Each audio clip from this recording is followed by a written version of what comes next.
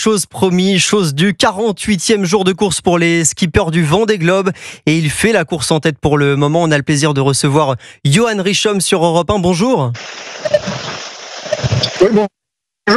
Et merci d'être avec nous, Johan Richomme. Merci de prendre quelques minutes pour nous répondre. Vous avez passé le mythique Cap Horn en Amérique du Sud cette semaine en un temps record. C'est votre premier Vendée Globe, il faut le rappeler. Tout d'abord, comment allez-vous? Comment vous vous sentez près de 50 jours après le départ? Je me sens super bien. Déjà, c'est facile de se sentir bien quand on est en tête. Ça fait plaisir. Et forcément un peu fatigué. On a un rythme assez intense, surtout depuis le Cap Horn. Et puis j'ai quand même un concurrent redoutable juste derrière moi, Charlie Dalin. Donc voilà, pas beaucoup le temps de se reposer, mais on n'est pas là pour ça aussi. On est là pour la course. Et puis quand ça se passe bien, le moral est au beau fixe. Vous l'avez dit, vous êtes au coude à coude avec Charlie Dalin. Pour expliquer aux auditeurs d'Europe 1, il vous reste à parcourir environ un quart de la distance totale avant l'arrivée au Sables d'Olonne. La remontée de l'Atlantique, il faut se méfier, c'est loin d'être une partie de plaisir. Ah oui, c'est loin d'être une partie de plaisir, c'est long. Surtout cette remontée de l'Amérique du Sud, puisque le Cap Horn étant très très loin au sud, pour remonter jusqu'à l'équateur, c'est long. Là, on est à la hauteur de Buenos Aires. Pour le premier de l'an, on va être à la hauteur de Rio de Janeiro à peu près. Et voilà, donc on a quand même un bon rythme, météo plutôt favorable, qui nous laisse envisager une arrivée au Sables d'Olonne à la mi-janvier. C'est ça votre objectif. Vous avez pulvérisé, on peut le dire, le record d'Armel Lecléache concernant le passage du Cap Horn. Il y a une date précise pour l'arrivée au Sables d'Olonne? Non, on est encore loin de pouvoir donner des dates. Le record, c'est un accessoire, parce que on est avant tout là pour la course. La course, on est à peu près sûr qu'elle va se jouer entre Charlie Dalin et moi. Malgré tout, il y a un petit aspect sympathique à pouvoir battre le record. Ça, on risque de le faire parce qu'aujourd'hui, on a quasiment 5 jours d'avance sur le record.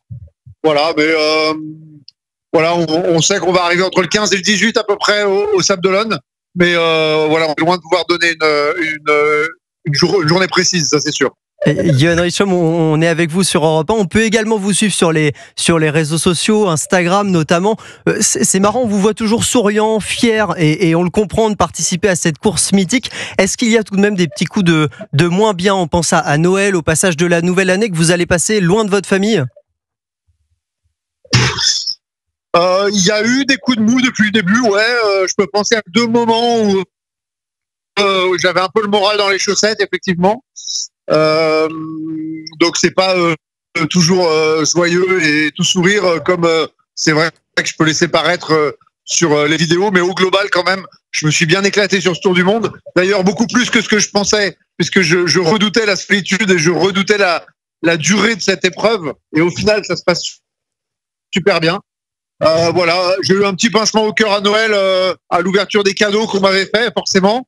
Et puis il y aura peut-être la même chose pour le Nouvel An, mais bon, là l'arrivée se rapprochant tellement vite, ça quand même, ça donne pas mal de baume au cœur. Et puis j'entendais vos reportages sur le ski, ça sera peut-être mon tour d'aller au ski dans pas longtemps.